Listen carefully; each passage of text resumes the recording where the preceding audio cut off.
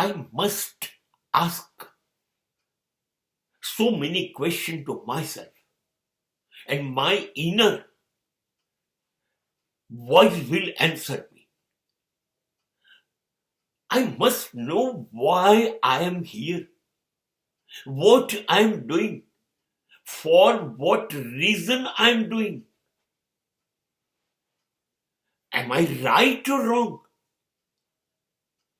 What I am doing is on the track or off the track?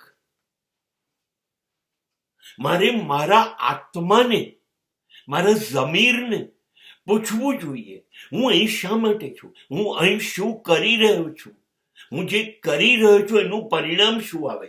મારે આ જ કરવું જોઈએ કે હું સાચી દિશામાં કરી રહ્યો છું કે હું ખોટી દિશામાં કરી રહ્યો છું, હું સાચો છું કે ખોટો છું, મારો માર્ગ સત્યનો છે, નીતિનો છે કે ન્યાયનો છે કે નહીં. આ બધું મારે મારી જાતને પૂછવું પડે. મારે મારી જાતને પૂછવું પડે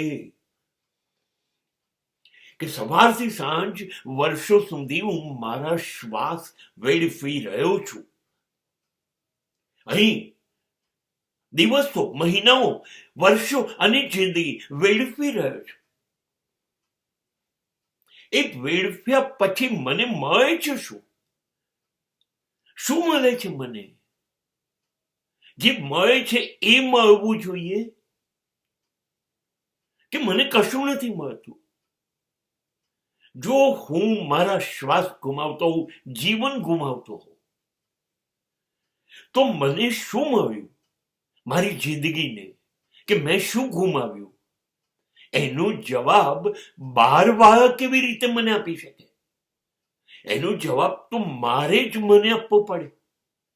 અને મારે મને આપવો પડે એટલે મારી અંદર રહેલી લાગણીઓ, મારી બુદ્ધિ, મારી અંદરથી આવતો અવાજ એ જ મને જે કહેશે એ જ સાચું હશે.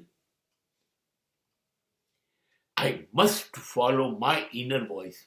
That is my voice. And that is the most loyal to me. મારી અંદરનો અવાજ છે ને એકદમ નીતિવાન છે, ભ્રષ્ટાચારી નથી. મને બિલકુલ સાચી માહિતી મારી અંગેની એ આપશે.